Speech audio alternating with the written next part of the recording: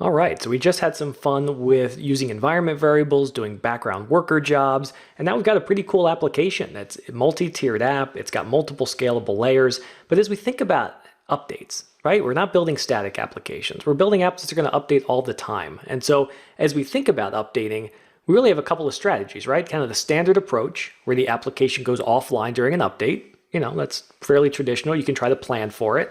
You roll forward on a failure, right? So the only way I recover from failure is really to do another deployment. I don't have anything to fall back on.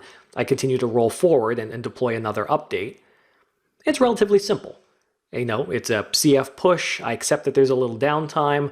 There's no real sophistication I have to worry about, but it's fairly disruptive. So the end user is going to see a hiccup during processing. It's something that's not ideal. When we think about this blue-green sort of deployment model, what this means is I have dual environments. I've got something where I'm actually switching between the new version and the old version.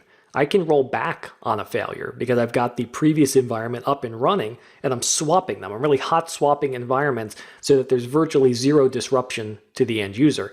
It's more complicated. Not much. We're going to do an exercise. We're going to have some fun with this, but it's a little more complicated. But the benefit is there's no disruption. So your end user really sees a zero downtime update, and I'm able to make pushes to changes to different tiers. I can do all of this without having to schedule time to take it offline or potentially disrupt users in a time zone I didn't realize or whatever it will be. So this sort of strategy works in all sorts of technologies, not just Cloud Foundry, but what I want to show you is how to do that here.